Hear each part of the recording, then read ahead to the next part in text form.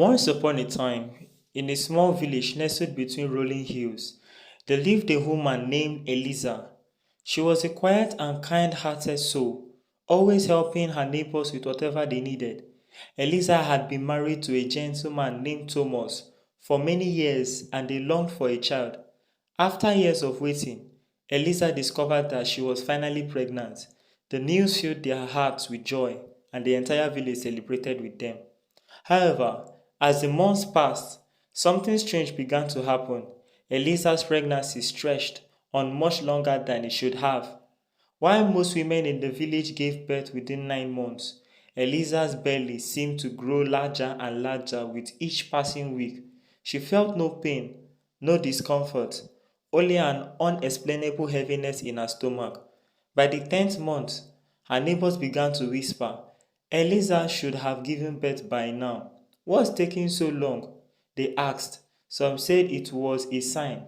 Others murmured that something unusual was happening. But Eliza remained calm, her faith in the miracle of life stronger than her fear. Thomas, though worried, stood by her side, supporting her in silence. One evening, as Eliza sat by the fire in their small cottage, she felt a strange sensation. Her stomach tightened, but it was not painful. It was almost as if her baby was waiting for something. She looked at the window, where the moon hung full and bright, casting a silvery glow over the landscape. There was something eerie about that night, something that made the air feel thick and heavy. I think tonight is the night, Eliza whispered to herself. But as the hours passed, nothing happened. She felt asleep, exhausted in her chair, the fire crackling slowly. It was in the middle of the night that it began. Eliza woke with a start, feeling the unmistakable pressure of labor. She rushed to Thomas, shaking him awake. It's time, Thomas, she gasped. Thomas sprang to his feet, his heart pounding. He gathered his things, rags, herbs, and warm water, and hurried to help Eliza. The village midwife, an old woman named Agnes, was called to their home. By the time Agnes arrived, Eliza's labor had already begun. The first twin was born as dawn broke across the sky. It was a boy, strong and healthy. Eliza wept tears of joy as she held him in her hands. Thomas beamed with pride. We will name him Elias, he said, his voice trembling with emotion. But as they marveled at the baby's tiny fingers and toes, something strange happened. Elisa's belly was still swollen. There was another child inside her waiting. Agnes frowned, sensing something was wrong. You should not still be carrying a child, she said softly. This is not natural. But before she could say more, Eliza's labor pains began again. A second wave of intense pressure gripped her, more powerful than the first. The night was still dark outside, but Eliza's body was not finished. She groaned in pain, and Thomas held her hand, his eyes wide with fear. As the hours dragged on, the second child did not come. Eliza's face became pale, and she began to tremble.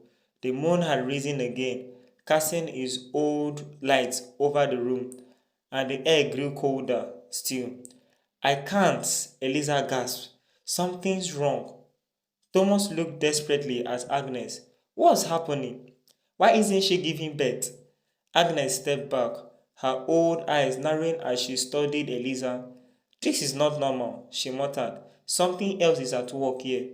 Something beyond nature. It's as though the child is waiting for something or someone. Suddenly, Eliza cried out. Her back ached as the second child began to emerge.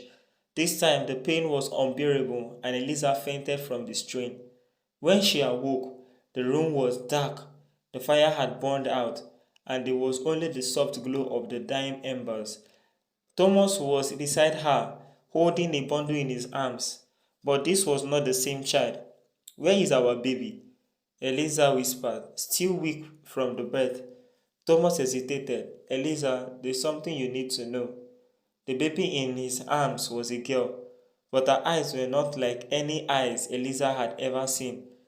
They were dark, almost black, and they seemed to hold a strange, unsettling depth. Her skin was pale and her tiny fingers curled tightly around Thomas' arm. "You must not tell anyone about this child," Agnes warned, her voice urgent. "She is different. She came into this world at a time that is not meant for her." Eliza, still dizzy, reached out to take the baby girl in her arms. But as soon as her hands touched the child, a chill ran through her body. It was as if the room itself had grown colder, the shadows deepening around her. She looked down at the girl and the baby smiled, though there was something unnerving in that smile, something ancient, as if the child knew things that no one else did. Days passed, and the village began to talk. Eliza had given birth to 2 children, but they were nothing like the others. Elias, the boy, grew quicker, his cheeks flushed with health, while his sister, whom they named Celine, seemed to change every day. She was quiet, watching with strange intensity, as though she were studying the world around her. But as the weeks went by, strange things began to happen. Animals in the village acted differently, avoiding the house where Eliza and her children lived.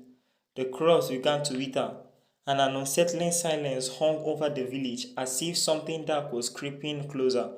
One evening, as Eliza was rocking Celine to sleep, she noticed something terrifying.